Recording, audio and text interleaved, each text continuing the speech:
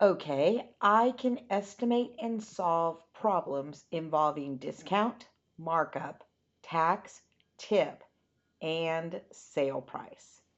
So we're going to start by going through the four ways we could be asked to do this. We could model, estimate, use decimals, or Desmos with that beautiful percent of button. So let's look at the problem. Lorenzo took some of his friends out for lunch. Their bill was $50, as you can see right there. That was 100% of their bill. And he wants to tip the server 20%. How much of a tip should he leave? And what is the total cost of the meal?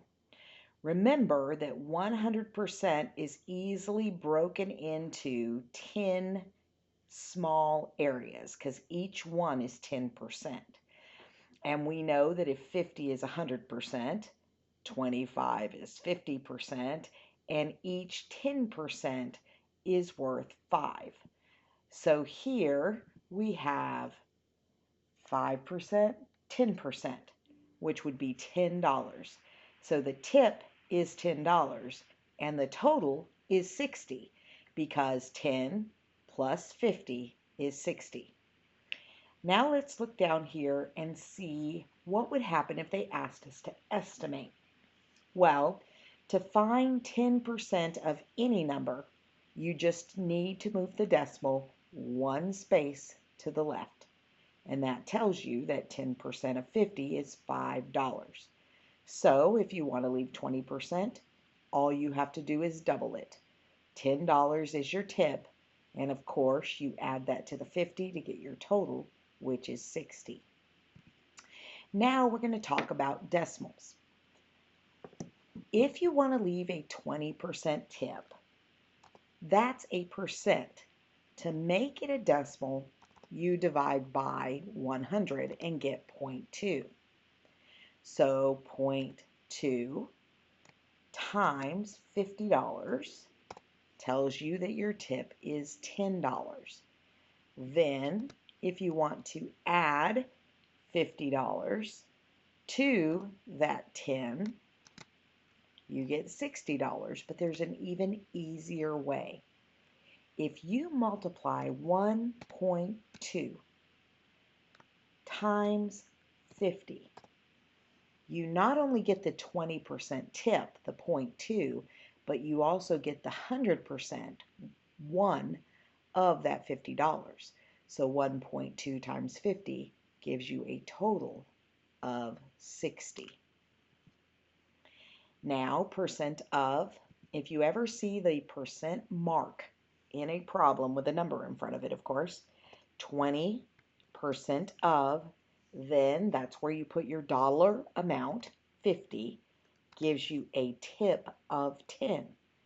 Then start with your money amount plus, and I'm going to click on this little button that says A and S, or I can type A and S, and it will bring down the previous number and add together to get 60. There are signal words for these things. When we say first step, we're talking about the first step or the first line you would get in Desmos. Second step is the second line that you would get in Desmos.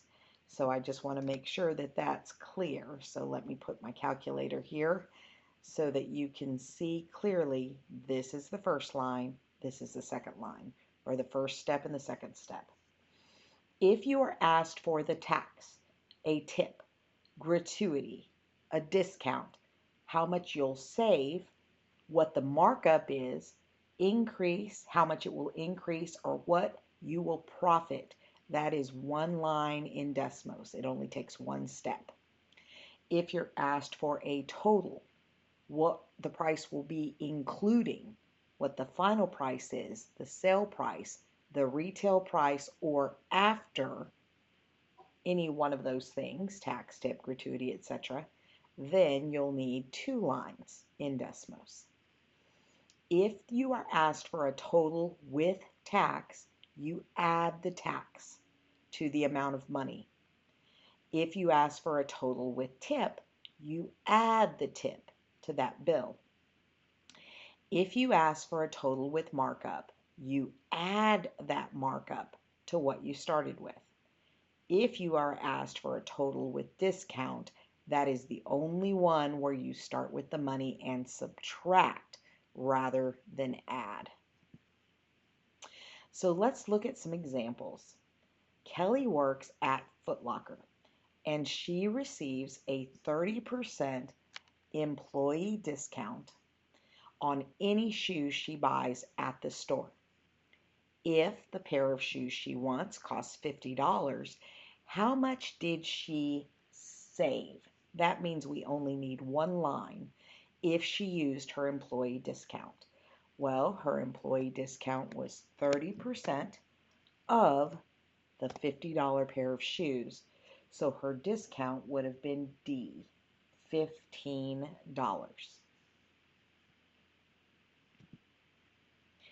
Next, Nyla purchased candles for $17.85 each.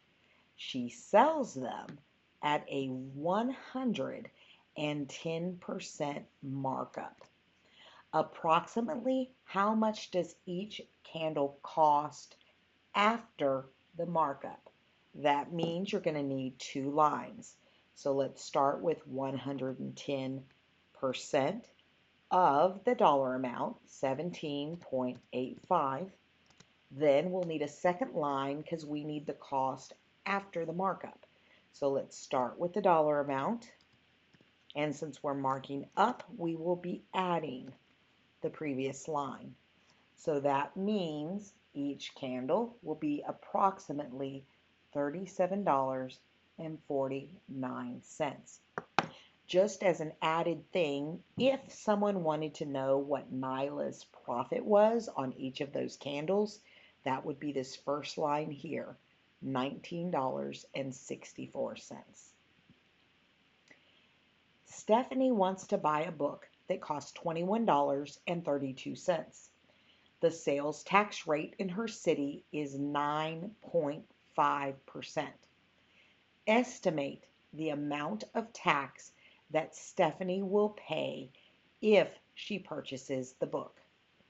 Well, we can certainly estimate, but I prefer to use my calculator to make sure that my estimate makes sense. So 9.5% of 21.32 is $2.03. So if we're estimating only the amount of tax, that is only one line, it would be approximately $2. Now, if you wanted to estimate this, you could say, all right, 21.32 is very near $20. And if we move our decimal over one place, that means 10%, which is a little bit above 9.5, would be $2. And that's how you would estimate it if you wanted to estimate. But again, I use my calculator to make sure my estimate is accurate. Nakota sees a jacket that costs $40.39. The sales tax in his city is 6%. Which expression could be used to calculate the amount of sales tax he will pay for the jacket? Only the sales tax. Well, first of all, we know that anything that has a plus sign in it is not going to work because to find tax, we are multiplying. But let's look at both of these. I'm going to take them and put them both in my calculator. 0.06 times $40.39 gives you $2.42. The next choice was 1.06 times $40.39, and that gives me $42.81.